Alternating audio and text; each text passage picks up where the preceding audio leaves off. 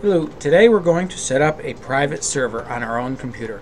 We can use this to test our DayZ installations, or you can run an actual server. If you leave it running all the time, people can join it whenever, and it will be listed in DayZ Commander.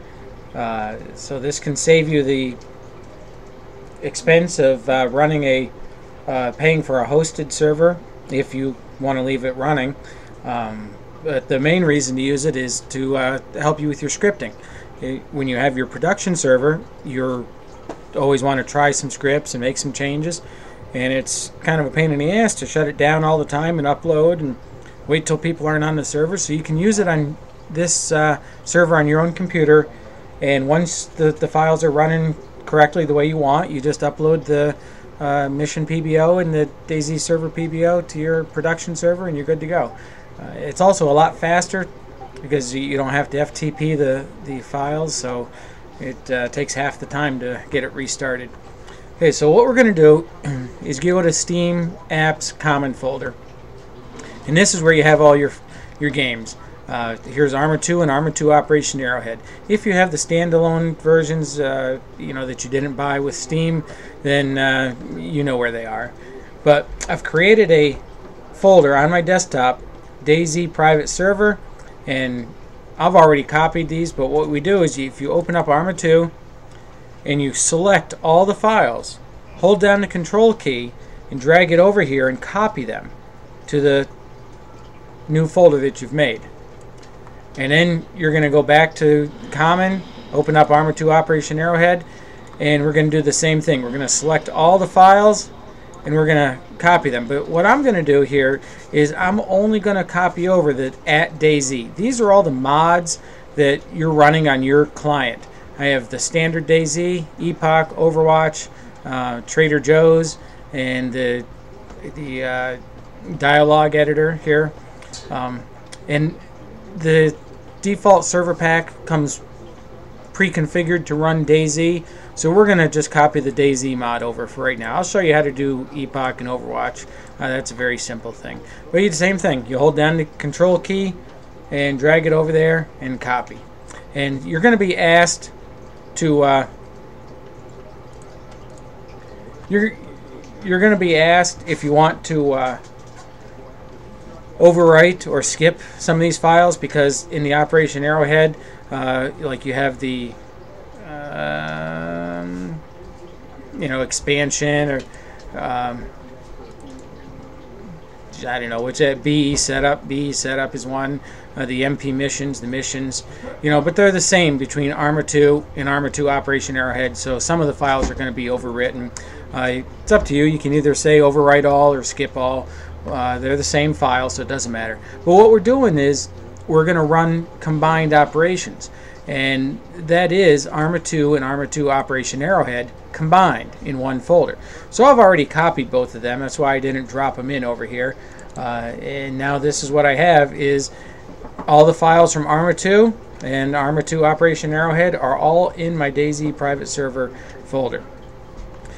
So the next thing we're going to do is we're going to go to GitHub, and we're going to go to github.com and download Ponozor's private server pack. I'll have the link in the website, and you just come down here on the right and click download zip, and it downloads it for you. And again, I've already downloaded that one time, and then you unzip it, and when you unzip it, this is here's the DayZ private server master, and this is what's in here. Now this is where you've kind of caught up to me, is because I haven't performed this step yet. I did the copying the Arma 2 and the Arma 2 Operation Arrowhead because each one of those folders takes about 5 minutes to copy, so I didn't want to wait for that. So now we've unzipped the private server pack, and we're going to select all those files, and again we're going to control and drag them over and copy. And again, you're going to be asked some of these things. Say yes. Do for all conflicts. And there we go. So now we actually have a DayZ server pack. Because we've copied the DayZ folder, That's what we're going to be running. And this has a MySQL database included right in it that will start right up. And I'll show you a little bit later on how to, maybe in a different video, I think we'll separate the videos, and we'll show you how to access your MySQL database, whether you use HeidiSQL, Navicat, or PHPMyAdmin. So if we just click Start Server, let's see if it starts.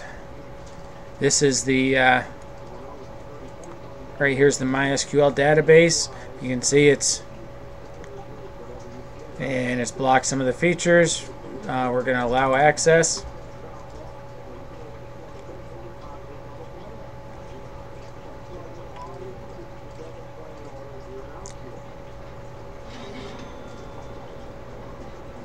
And here you can see this little, now the batch files ended. This is the database, and you can see this little icon right here, and down in the bottom it's got the Arma 2 icon. This is the actual server starting up.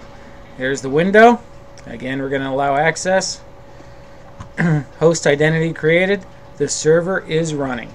So let's start our Arma 2 and see if we can connect to the database or connect to the server. Now, you guys probably are noobs and use DayZ Commander. It's better if you use the Steam and you just start Arma 2 Operation Arrowhead beta. And if you're given the option, you're definitely going to start the beta with the beta patch.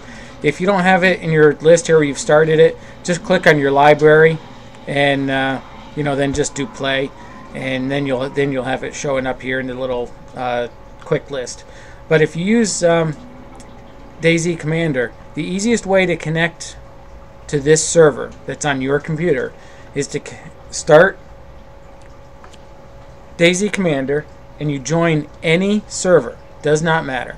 And once you join, it's going to launch Arma 2 and connect to the server, and you hit cancel and you back out of the game until you're at the multiplayer menu.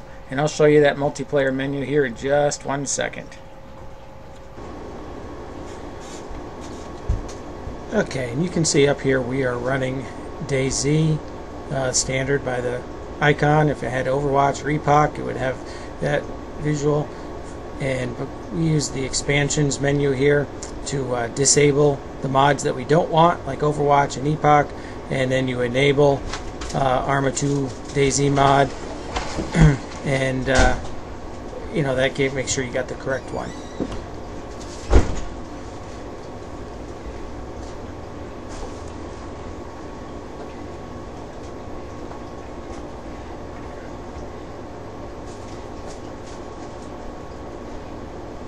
Okay, so if we click on the multiplayer, if you had joined using DayZ Commander, you just back out of the game until you're here. And then we click on LAN. It doesn't show any games on the internet. You click on the lower left button, click on LAN, and then join your server. And here we go. Connect to the server. And it's going to stop right here and apparently do nothing, and for a long time. And if you tab out and look at your desktop, you'll see that the Hive, it's kind of stuck at reading mission, and then it'll say red mission, and the Hive starts loading all the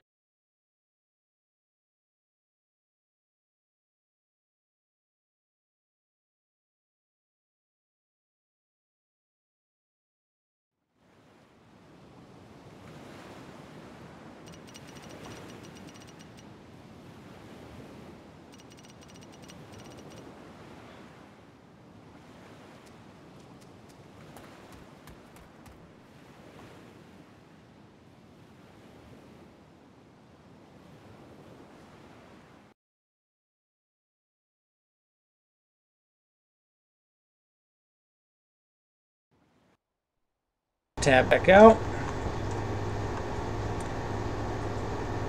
And if I want to shut this down, I need to close all the windows. Both them. If you leave one of those black windows open, that's your, and then you try to start it again, one of those is your MySQL database. And when you try to start it up again, it'll say that the database is already open. So just shut it down by closing the little black windows, console windows, and it'll work. Now, if we wanted to run Overwatch, we'd have to, or Epoch, you'd have to drag those from your, let's see, where is our Armor 2 Operation Arrowhead? You can drag these and copy them.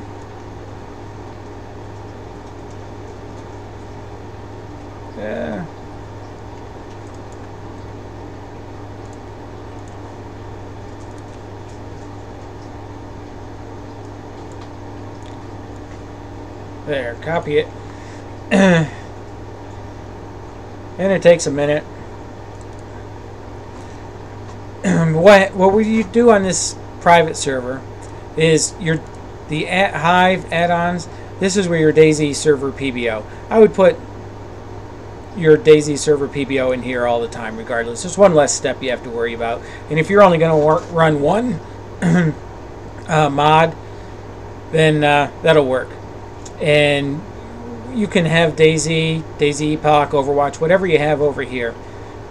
And what we do is, if we go to Start Server Bat, right click on it, and edit with Notepad++, and there it is. And you'll see a bunch of stuff in here. And it's starting MySQL, Now here, where it says Start Armor2 OA Server.exe, this is starting your actual server, and you can see it loads up the Hive, and then it loads up @DayZ.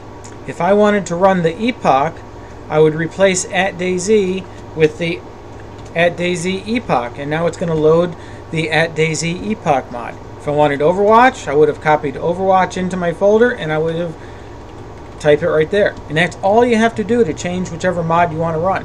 Copy the mod files to your private server and change that line right here. Now if you take a look where it says name, config DayZ, and config, this is one of the important lines right here. Config is config DayZ server CFG. This is your setup file that's going to tell you how to set up your server. And you know, for a test server it doesn't really matter much, but if you're going to if you want to fool with it or have other people play, you know, this would be a good place to set it up. You go to config DayZ, and right here is our server.cfg file. Right click, edit with Notepad++, and you can see this is the name when we joined it that it said. Here's your admin password, the log file, and message of the day. And down here, if you wanted to run different mods, you know, like if you were running Epoch, this is one thing that you might have to change. In your MP missions folder, Epoch doesn't use DayZ 1 churners. If you were to run Epoch, and we had changed that, we would have had to change this to whatever the mission name is for Epoch, which is usually Epoch 11.churnerus. And your Epoch mission, MP missions, is where all your mission files go. So as you can see here, it's not even PBO'd up, it's just a folder. So you could actually keep multiple missions in here. You could run your Epoch mission and your switch back and forth, whatever you wanted. But if I PBO this up, I can do that and then delete the folder. Your DayZ server.pbo does have to be in a PBO. It cannot run in a folder. And some of you guys on some of these hosts like Violayer, you're accustomed to editing a folder, and what they're actually doing is you're editing a folder, and then when you start your server, it PBOs that folder into the actual server folder. So you're not actually editing your server directly. But the mission can be in a folder. It doesn't have to be PBO'd.